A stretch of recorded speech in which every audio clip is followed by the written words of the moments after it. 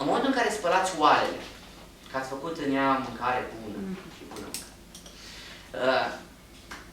și băgați acolo detergent. Și detergentul ăla, în el are și silicon, și petrol, și... Clătiți oala respectivă, după aia băgați-o la nasul în ea. Mai groasă? Nu dau nume la detergent, dar am spălat, m-a pus nevastă mea să spăl, acum nu de mult, niște oale. Pline cu un soare pe acolo. Am frecat eu pe acolo, s-a dus în soarea, și miroasă mie oală. Mai frec o dată, n-am plătit-o. Mai plătesc o dată, cum am priceput eu acolo. M-am dat seama de un lucru, că nu prea pleacă mirosul ăla de acolo. Și stric la nevastă mea, Mariana, da, oala asta, cum iese mirosul din ea? Și îmi zice, ia și pune niște cartofi și fierbe-i. Tot mirosul se ia din oală și te duce în cartofi. Și cartofii ajung la mine în intestin. Și acolo în intestin fac exact ce v-am povestit mai devreme. Ne mirăm că enorm de mulți oameni în ultimul timp au probleme digestive. Au probleme, ba balonare, ba constipație, ba diaree, ba doare stomacul, ba... Da? Și sunt o grămadă de probleme digestive și ne întrebăm, dar pe vremea bunicului, de ce nu erau? Păi pe vremea bunicului nu prea foloseau detergenți ăștia cu chimicale. De ce vă povestesc de lucrurile astea? E foarte important detergentul pe care îl folosiți.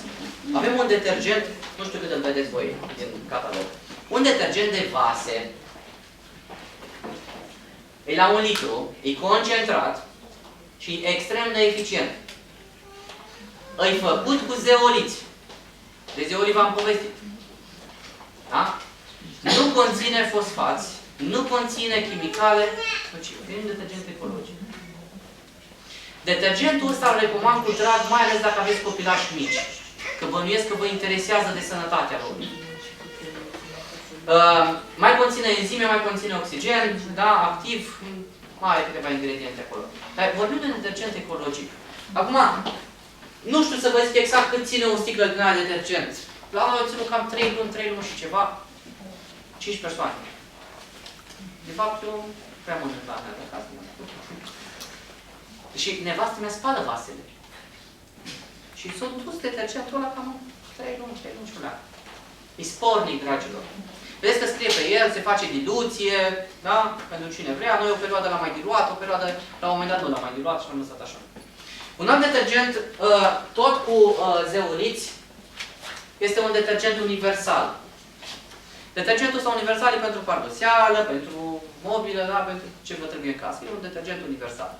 L-am folosit foarte bine, l-am pus într-un spray, într-un pulverizator din ăla, și pentru că avem copilași mici și când se duc la baie mai fac și mizerie, atunci îl puneam în pulverizator și mai dădeam pe acolo. Lăsam câteva minute și cureță perfect toată zona toaletei, dar îmi face un lucru foarte bun acolo. Îmi cureță de bacterii. Da? Dezinfectează detergentul. Mai avem un detergent de rufe, care are tot zeoliți în compoziție, dar acolo trebuie să vă uitați pe spate, că nu mai puneți cu cana detergent de data asta mașină de spălat, ci vă uitați că aveți acolo câteva instrucțiuni după care îl folosiți. E vorba de o pungă de detergent la 3 kg. Nu mai este cu albastru, este cu alb acum, că eu schimbat punga, asta era la 2 kg, acum am făcut la 3 kg. Tot detergent ecologic, tot cu zeoliți. Un detergent la care nu folosești calgon. Pentru că zeolitul îmi curețe calcarul cu mașina de spălat. Am pățit-o acasă și am pus, n-am știut. Ce să vă zic? N-am știut. Și spre rușinea mea vă zic că nici n-am citit. Că scrie. Și am pus împreună cu rufe albe. Vă recunosc că am pus eu rufele. Și am pus rufele albe, am pus detergent și mi le-au făcut galbene. Mi-au luat calcarul cu mașina de spălat și mi le-au băgat în rufe. Acum, în momentul în care pățiți așa, înseamnă că mașina dumneavoastră are prea mult calcar și trebuie să le mai spălați odată. Prima tură, dați-o împreună cu detergent, cu un covor, cu papuci, cu rufe negre, cu rufe de muncă, nu știu, da? Ca să-mi curețe mașina de calcarul de acolo. Detergentul ăsta este foarte bun pentru persoanele care au alergii la detergent. Ați văzut de copii care fac alergie de la anumite... și te mai mănâncă și mai scarpină cămașa. Nu? Noi am pățit-o. Și tot trebuia să schimb detergentul, că îl mânca cămașa pe ficior. Și iar schimbam detergentul. Și iar, da? Până când, la un moment dat, am dat un detergent care era mai ok pentru pielea lui. Dar vedeți că pielea e cel mai mare organ. Și eu stau cu o cămașă, o jumătate de zi sau o zi.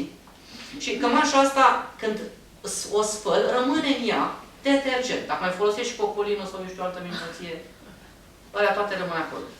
Nu știu de ce le folosim. Să mirați frumos, da. După părerea mea, e cel mai nociv lucru. După părerea mea, e cel mai nociv lucru. Pentru că orice lucru care îl pui pe piele, îți pătrunde în interior. Orice lucru care îl pui pe piele, îți pătrunde în interior. Acum, detergentul ăsta care rămâne în cămașă, îmi pătrunde încet, încet prin piele. Am o prietenă, e asistentă pe la spiritual. Și mi-a zis așa, Robert, fii atent. Dacă vine cineva și donează niște urină, acolo putem găsi substanțele care sunt în vopseaua de păr. Sau substanțele care le găsești pe la crema de față. Sau, da? Păi închipuiți-vă că detergentul ăla se transferă încet, încet prin piele. Și ne mirăm după aceea că trebuie să ajungem la medic. De asta v-am zis că sănătatea nu începe de la medic, dragilor. Sănătatea începe de la dumneavoastră de acasă, de la grija pe care o aveți față de corpul dumneavoastră. După părerea mea, 80% din boli, sau peste 80% din boli, ni le facem cu mâna noastră.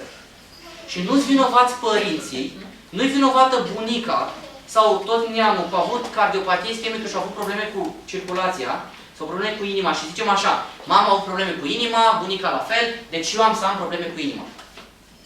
Nu. Ălea mi le fac cu mâna mea. E adevărat că dacă tot neamul mi-a avut probleme cu inima, e foarte adevărat că sunt predispus și am să le am mai rapid decât o să le aveți dumneavoastră. E adevărat că dacă la noi în neam sunt persoane care au avut tumori, cancer, suntem predispuși, dar nu este obligatoriu să-l declanșăm. Ține foarte mult de noi. Ține foarte mult de educația noastră. De felul în care noi ne comportăm cu trupul